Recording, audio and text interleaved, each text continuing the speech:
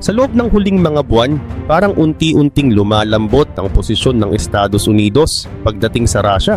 May mga senyales na nagpapakita na tila bumabalik ang dati nilang diskarte, mas maingat, mas mahinahon at mas bukas sa kompromiso. Nung dulo ng 2025, naglabas ang US ng isang 28-point peace plan para sa giyera sa Ukraine. Kapag tinanggap iyon, halos lahat ng gusto ni Vladimir Putin ay ibibigay sa kanya. Teritoryo, impluwensiya at halos walang kapalit. Para sa marami, parang isang regalo iyon kaysa isang kasunduan. Pero hindi iyon umusad. Inayos at binago ng Ukraine ang ilang bahagi ng plano at gaya ng palaging ginagawa ni Putin, nagpa-delay siya. Walang malinaw na sagot, walang tunay na commitment, puro paligoy-ligoy. At para kay US President Donald Trump, mukhang iyon na ang huling yugto at patak. Ayon pa sa mga ulat, sapat na ang sunod-sunod na aberya sa usapang pangkapayapaan. Ibig sabihin napipikon na sila. Nadagdagan pa ang galit ng US sa nangyayari sa Venezuela. Kaya naman kasama ang United Kingdom, gumawa ang US ng isang hakbang na dudurog sa Russia kahit walang pinaputok na bala. Pero ano ang ibig sabihin nito? Kung hindi bala ang dudurog sa Russia, ano ang ibig sabihin ng US at UK dito? At yan ang ating aalamin. Pero bago tayo magpatuloy, huwag kalimutang i-like ang video na ito. Malaking bagay na ito para sa aming mga content creator. Maraming salamat at ngayon simulan na natin. Nagsimula ang lahat sa isang blockade. Noong December 17, iniulat ng The Telegraph na inanunsyo ni Trump ang isang malawakang harang laban sa lahat ng sanctioned oil tankers na papasok o lalabas ng Venezuela. Sa papel, ang dahilan ay para idiin ang dating Venezuelan president na si Nicolas Maduro. Sa puntong iyon, si Maduro ay wala na sa bansa at nasa kustodiyana ng Estados Unidos. Ayon sa administrasyon ni Trump, ginagamit daw ni Maduro ang kita mula sa langis para pondohan ng drug trafficking at iba pang krimen. Sa isa sa kanyang mga post sa Truth Social, malinaw ang tono ni Trump. Ayon kay Donald Trump, "For the theft of our assets and many other reasons including terrorism, drug smuggling and human trafficking, the Venezuelan regime has been designated a foreign terrorist organization." Dagdag pa niya, ayon pa rin kay Trump, "Therefore today, I am ordering a total and complete blockade of all sanctioned oil tankers going into and out of Venezuela." Hindi ito basta salita lang. Bago pa ang anunsyo, nasamsam na ng US ang isang oil tanker na galing Venezuela at papuntang Cuba. Kaya malinaw ang mensahe. Seryoso na ang Washington. Para kay Maduro, parang sinasabi ni Trump na bilang na ang araw niya. Pero may isa pang leader na agad nakarinig ng babalang iyon at mas lalong kinabahan. Si Vladimir Putin. Matagal nang gumagamit ang Russia ng tinatawag na shadow fleet, mga tanker na palihim na nagdadala ng langis para iwasan ang sanctions. Ayon sa The Telegraph, ang mga barkong ito ay ginagamit sa ruta sa pagitan ng Russia, Iran at Venezuela. Kaya nang maglagay ang US ng blockade sa paligid ng Venezuela, direktang tinamaan ang operasyon ni Putin at hindi nagtagal naging malinaw ang epekto. Matapos ang anunsyo ni Trump, na-locate, na-intercept at na-board ng US forces ang dalawang shadow fleet vessels. Hindi pa doon nagtapos. May isa pang barko ang naging sentro ng tensyon, isang tanker na dating tinawag na Bella 1. Noong 2024, isinailalim na ito ng US sa sanctions dahil sa hinalang ginamit ito sa pagdadala ng kargamento para sa Hezbollah. At nang subukan ng barkong iyon na lusutan ng American blockade, doon na sumubok makialam si Putin. Hindi ito tahimik na sumuko. Ang barko ay peking naglalayag sa ilalim ng bandila ng Guyana, kahit hindi naman ito rehistrado roon. Nang mahuli ito sa pagtatangkang tumakas, nagsimula ang isang 3 linggong pag-chases sa karagatan. Ayon sa The Telegraph, parang isang mabagal ngunit tensyonadong habulan ang nangyari. Sa halip na huminto, binaliwala ng crew ang utos ng US at tumakas pabalik sa direksyon ng Atlantic. Ang crew ng barko ay halo-halo, may Russian, Ukrainian at Indian. Pero iisa ang malinaw, hindi na ito simpleng issue ng langis. Ito ay isang tahimik na digmaan sa dagat kung saan hindi bala ang gamit kundi batas, blockade at kapangyarihang pandaigdig. At sa pagkakataong ito, malinaw kung sino ang mas handa. Hindi pa roon nagtapos ang habulan. Sinundan pa ng Estados Unidos ang barko. Sinubukan ni Vladimir Putin na makialam. Pero ayon sa The Telegraph, noong New Year's Eve, napilitan ng Russia na umatras sa isang paraan. Idinagdag ng Kremlin ang Bella 1 sa Russian Shipping Registry.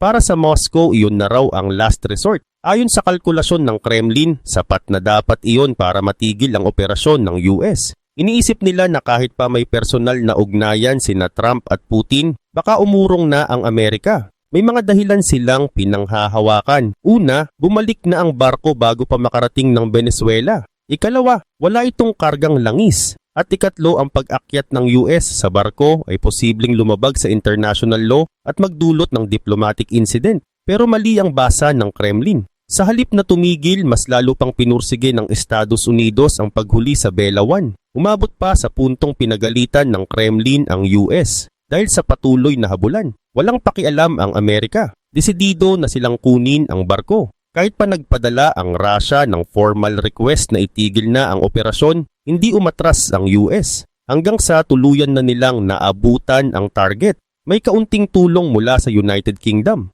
Ayon sa Pravda, noong January 7, kinumpirma ng UK Defense Secretary na si John Healey na tumulong ang Armed Forces ng UK sa operasyon ng Estados Unidos laban sa Bella 1. Dagdag pa ng ulat, ang barko ay pinalitan na ng pangalan at tinawag na Marinera. Hindi nagbigay ng maraming detalye si Healey. Simple lang ang sinabi niya. Ayon kay John Healey, ang tropa ng UK ay nagpakita ng husay at professionalism sa pagsuporta sa matagumpay na interception ng US sa barkong Bella 1 habang ito ay papunta sa Russia. Pero may isang bagay na malinaw. Kasali ang Royal Air Force aircraft sa operasyon. Ayon pa rin sa Pravda. Sa puntong iyon, parang may putok na ng babala sa unahan ng barko. Ipinakita ng US na tapos na ang pakikipag-usap. Hindi na nila pakikinggan ang pagmamakaawa, pangungumbinsi o pagbabanta ng Russia. Mananatili ang blockade at anumang barkong susubok umiwas ay kukunin nila. Ang pagkakadakip sa Bella 1 ay malinaw na mensahe kay Putin. Seryoso ang Estados Unidos. Kahit pa naniniwala ang Russian President na sapat ang init ng relasyon niya kay Trump para pigilan ito sa pagharang sa negosyo ng Russia. Nagkamali siya at hindi pa doon nagtapos ang lahat. Ayon sa United 24 Media, noong Enero 7 rin, ang parehong araw na dinakip ang Bella 1. Sinamsam ng US ang isa pang Russian-operated tanker sa Caribbean Sea. Ang pangalan ng barko, MT Sofia. Ayon sa ulat, wala itong national flag at sakop din ito ng US sanctions. May inilabas pang video ang US Southern Command na nagpapakita ng pag-akyat ng US forces sa Sofia. Lumabas sa inspection na wala itong tamang registration documents. Hindi nagtagal nag-post ang US Secretary of Homeland Security na si Kristi Noem sa X para i-anunsyo ang pagkakadakip sa parehong Bella 1 at MT Sofia. Ayon kay Kristi Noem, the world's criminals are on notice. You can run but you can't hide. We will never relent in our mission to protect the American people and disrupt the funding of narco-terrorism wherever we find it, period. Sa pagkakataong ito, malinaw na mas para kay Putin ang mensahe, hindi na kay Maduro. Pagdating ng mga hulihang ito, si Maduro ay nakakulong na. Ipinapakita ng mga hakbang na ito na sinisiguro ng Estados Unidos na malinaw kay Putin. Walang puwang ang Russia's sanctioned shadow fleet kahit malapit sa Venezuela. Malakas ang tama sa Russia sa pagkakahuli ng 2 tanker. Pero kung iniisip ni Putin na maililigtas pa ito ng personal na relasyon niya kay Trump, malaking gising ang sumalubong sa kanya. Noong January 8, parehong iniulat ng The Independent at Al Jazeera na suportado ni Trump ang isang bill na magpapataw ng sanctions sa mga bansang bumibili ng Russian energy exports. Ayon sa isa sa mga may akda ng panukala, Senator Lindsey Graham, ang suporta ni Trump ay magbubukas ng daan para sa tariffs na maaring umabot hanggang 500%.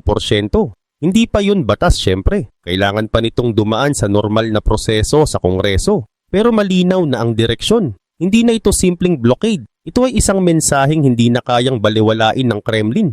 Sa kabila nito, pero sa sandaling binigyan ni Trump ng green light ang panukala, biglang nawala ang isa sa pinakamalalaking hadlang para ito ay tuluyang makalusot. Ang dating mukhang mahirap ipasa, biglang naging posible. Ayon sa ulat ng Al Jazeera, sinabi ni Senator Lindsey Graham nang i-anunsyo ang suporta ni Trump.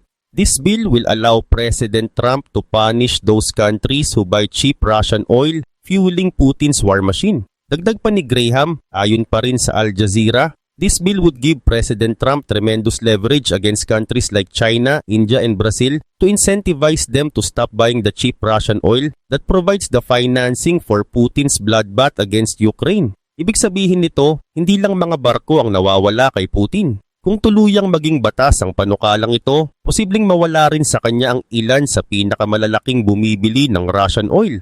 Mga bansang kasalukuyang nagpapasok ng bilyon-bilyong dolyar sa kaban ng digmaan ng Russia. At ayon sa mga eksperto, malakas ang magiging tama nito. Iniulat ng Euromaidan Press na binanggit na ni Senator Graham ang isang malinaw na halimbawa. Noong gumamit ang US ng 25% taripa laban sa India dahil sa pagbili nito ng Russian oil, napilitan ng India na bawasan ang oil imports nito. Ngayon isipin ng epekto ng isang panukalang naglalatag ng tariffs na 20 beses na mas mataas. Hindi lang ito simpleng babala. Isa itong seryosong pressure na magbibigay sa India at China ng malalim na pag-iisip kung sulit pa ba ang discounted Russian oil kapalit ng matinding economic hit na malinaw na inihahanda ng Estados Unidos. Para sa Russia, ang pagpasa ng batas na ito ay mangangahulugan ng malaking suntok sa pera, lalo na kung tuluyang umatras ang China at India sa pag-import ng Russian oil. Ayon sa Al Jazeera, China ang tumanggap ng halos kalahati ng kabuuang crude oil exports ng Russia noong November 2025. Samantala, India naman ang kumuha ng 38% ng exports sa parehong buwan. Dagdag pa ng The Independent, ang dalawang bansang ito lamang ay umaabot sa humigit kumulang 70% ng lahat ng energy exports ng Russia. Ibig sabihin, kapag umatras ang China at India, parang hinila ang ilalim ng buong oil economy ng Russia. At mahalagang tandaan, hindi bago ang ideyang ito. Ang tinatawag na Secondary Sanctions Bill ay matagal nang umiikot sa Washington. Matagal na itong nasa mesa, pero ngayon lang nagkaroon ng tunay na ngipin. At sa likod ng lahat ng ito malinaw ang mensahe. Hindi na ito tungkol sa isang barko. Hindi na ito tungkol sa Venezuela. Ito ay isang sistematikong pagputol sa lifeline ng war machine ni Putin. Ang panukalang batas na ito ay unang inihain pa noong April 2025. Ayon sa opisyal na website ni Senator Lindsey Graham, pagsapit ng May 21, mayroon na itong bipartisan support mula sa 81 co-sponsors, Republican man o Democrat. Kung tutuusin, matagal na sanang nag-greenlight ang bill na ito. Pero may isang dahilan kung bakit hindi iyon agad nangyari. Sa mga naunang buwan naniniwala si Trump na kaya niyang gamitin ang personal na relasyon niya kay Putin para tapusin ang giyera sa Ukraine nang hindi nadadamay ang Estados Unidos sa posibleng trade war laban sa India at China. Natiyak na maiinis kung paparusahan dahil sa pagbili nila ng Russian oil. Pero nagbago ang lahat. Ilang buwang tuloy-tuloy na pagtanggi ni Putin sa mga peace deal, kasunod ng lantaran niyang pagbaliwala sa US blockade sa paligid ng Venezuela ay tila tuluyang nagpatama sa pasensya ni Trump.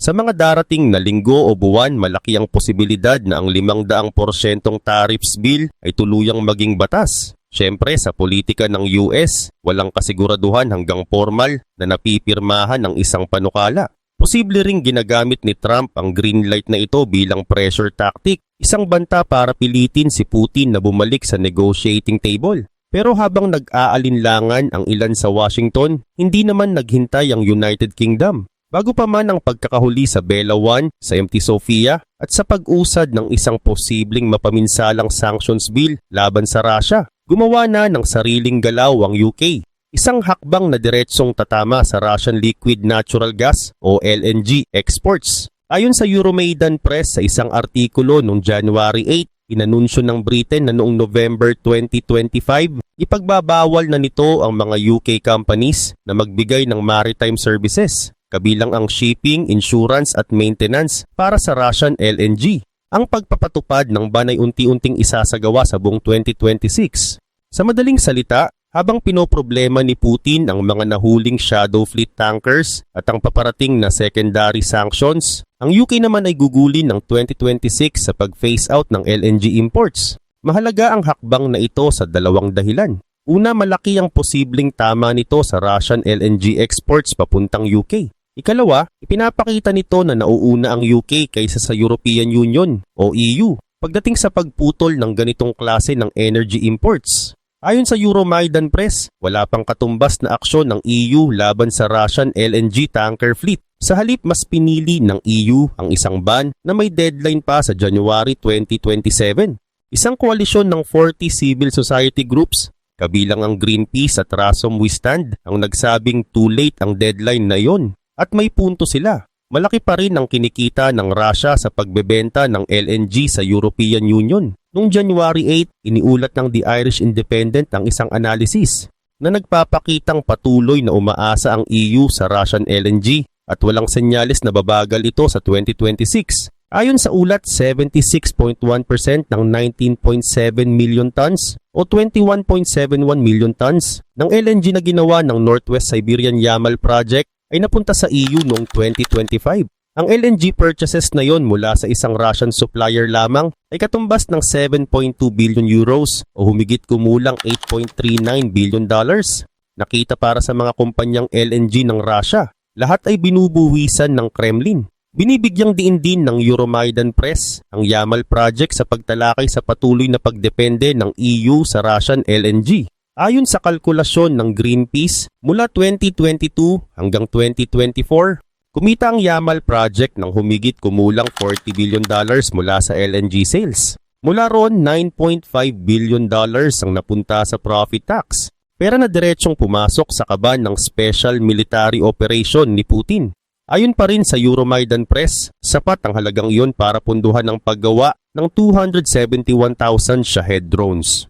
Kaya hindi nakalabisan ang sabihing ang mabagal na paglayo ng EU sa Russian LNG ay tumutulong sa pagpapatuloy ng long-range strike strategy ni Putin laban sa Ukraine.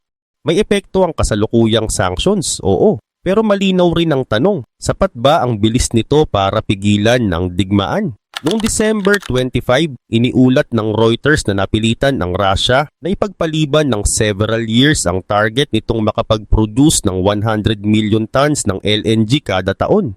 Isa itong malinaw na senyales na tumatama na ang pressure. Pero kahit may epekto na, mas marami pa sanang pwedeng gawin. Ginawa na ng United Kingdom ang kinakailangang hakbang. Ang problema, ayon sa mga analyst, ay mabagal kumilos ang European Union. Ayon sa Euromaidan Press, ang Yamal Project ay umaasa sa 15 specialized ARC-7 ice-breaking tankers. Sa mga ito, 6 ay UK-based at ngayon ay sakop na ng sariling restrictions ng Britain. May 5 pa na pinapatakbo ng isang Greek company na tinatawag na Dynagas. Kung pagsasamahin 11 sa 15 ARC-7 tankers na kailangan ng Russia ay galing lamang sa UK at Greece. Ibig sabihin, kung gagawin ng EU ang parehong hakbang laban sa Greek-operated tankers gaya ng ginawa ng UK sa sarili nitong mga barko, pwede nitong halos patigilin ang karamihan ng exports ng Yamal Project. At ang mas mahalaga, hindi kayang palitan ng Russia ang mga tanker na yon. Dahil sa sanctions, hanggang test runs lang ang nagagawa ng Russia sa isang ARC-7 tanker na sinusubukan nitong buuin ng mag-isa. Malayo pa yon sa aktual na operasyon. Ngayon nakatingin ang lahat sa EU. Ang tanong, may lakas ba ng loob itong sundan ng UK sa ganitong klase ng hakbang? Kahit na marami sa mga miyembro nito ay patuloy pa ring umaasa sa Russian LNG, ano man ang susunod na gawin ng EU, malinaw na ang headline, sabay na hinihigpitan ng US at UK ang Russia sa energy exports nito. Sa kaso ng Bella 1, magkasama pa silang kumilos para pigilan ang isang sanctioned ship. Para sa Russia, malaki ang ipinagbago ng sitwasyon. Mula sa pakikipag-bargain sa Estados Unidos, napunta ito sa pagbabala at ngayon ay diretsong pagbabanta ng escalation. Kasama na ang posibilidad ng military action kung ipagpapatuloy ng US ang pag-target sa Shadow Fleet ships. May isang opisyal na lantaran ng tono. Noong January 7, iniulat ng United 24 Media na ang first deputy head ng Defense Committee ng Russian State Duma na si Alexei Zhuravlyov ay nagsimulang magbitaw ng tahasang banta hanggang sa puntong binanggit ang nuclear response. Sa simula medyo mas mahinahon ang tono niya kung ikukumpara sa karaniwang pahayag mula sa Moscow. Ayon kay Alexei Zhuravlyov, we need to provide a military response, attack with torpedoes or sink a couple of American boats. Tungkol naman sa Bella 1, sinabi pa niya ayon kay Zhuravlyov, this is nothing more than piracy, the seizure of a civilian vessel by the armed US Navy. It is essentially the same as an attack on Russian territory since the tanker was flying our national flag. Totoo naman na lumipad ang Russian flag pero matapos na ang mahigit 1 linggong habulan ng US sa barko. Para sa ilan may punto raw si Zhuravlyov kahit pa ginamit ang bandila bilang parang get out of jail free card. Pero hindi doon nagtapos ang kanyang pahayag. Ginamit ni Zhuravlyov ang kanyang posisyon para ipasok ang usapan ng nuclear weapons. Ayon pa rin kay Alexei Zhuravlyov, There is no doubt that we must respond firmly and swiftly. Our military doctrine even envisages the use of nuclear weapons in response to such an attack, especially since, according to available information, a Russian submarine and some other Russian military ships were located somewhere near the vessel. Hindi na bago ang ganitong retorika mula sa Russia. Madalas gamitin ng mga opisyal nito ang nuclear card bilang panakot. Ang tanong ngayon, sariling opinion ba ito ni Zhuravlyov o si Putin ang nagsasalita sa pamamagitan ng isang loyal na kaalyado? Sa puntong ito, malinaw lang ang isang bagay. Hindi na ito simpleng issue ng langis at barko. Ito ay isang lumalalim na banggaan ng kapangyarihan kung saan ang bawat hakbang ay may kaakibat na mas malalaking panganib. Isang bagay ang malinaw. Yumanig ang Russia sa ginagawa ngayon ng Estados Unidos at United Kingdom laban sa shadow fleet nito at sa sunod-sunod na sanctions. At iyon mismo ang punto. Ang pagkabigla at pagkabalisa ni Vladimir Putin ang eksaktong resulta na gusto ng US at UK.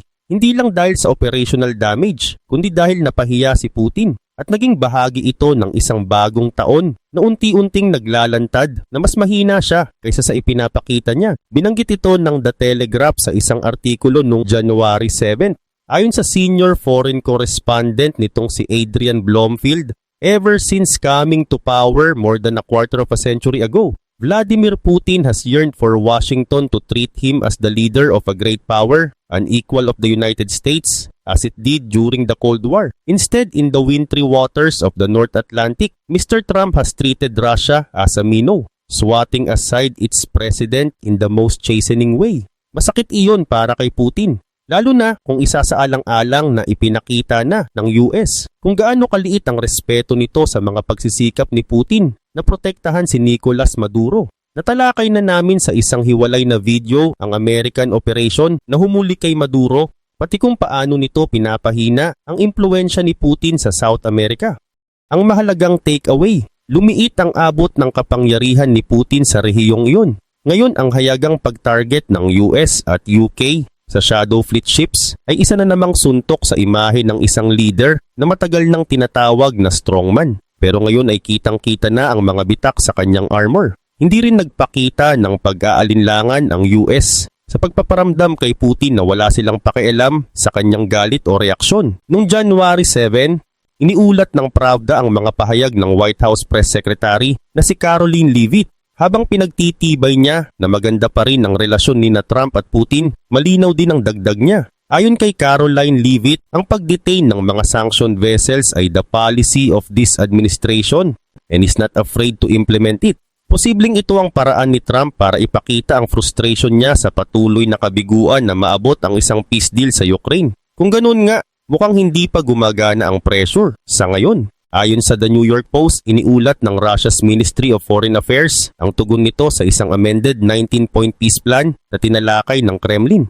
Ayon sa ministry, the document turned out to be extremely far from a peace settlement. The declaration is not aimed at achieving a lasting peace and security, but rather at continuing the militarization, escalation, and further conflict aggravation. Sa madaling salita, walang kapayapaan sa ngayon. Pero kahit ganoon, lumilitaw na ang kahinaan. Sa konteksto ng pagiging isang makapangyarihang global influencer, mas mukhang mahina si Putin ngayon kaysa sa matagal na panahon. Binanggit ito ni John E. Herbst ng Atlantic Council sa isang artikulo noong January 5, kasunod ng pagkakahuli kay Maduro. Ayon kay Herbst, ang insidenteng iyon ay ikalawang beses na kumilos si Trump laban sa interes ng Russia nang walang kinahinatnang parusa. Ang una ay ang pag-atake ng Amerika sa Iranian nuclear program noong June 2025. Anumang takot ang inakala ni Putin na naitanim niya, hindi iyon tumatalab kay Trump. Ang pagkakadetain ng dalawang sanctioned ships, kasabay ng bantang secondary sanctions, ay malinaw na nagpapakita na handa ang US na asarin si Putin kapag gusto nito. At dahil kasama na ang UK, posibleng nakikita rin ni Putin na mas nagiging kumpiyansa ang iba pang bansa sa pagtindig laban sa kanya. Kung pag-uusapan ng Iran, wala ring gaanong nagagawa si Putin sa revolutionary protest na kumakalat ngayon sa buong bansa. Habang papalapit sa pagbagsak ang Iranian regime, mas lalong nakukumpirma ang kahinaan ng Russia. At kapag nangyari iyon, kumpleto na ang pagbagsak ni Putin mula sa posisyong matagal niyang hinahangad bilang isa sa pinakamakapangyarihang leader sa buong mundo.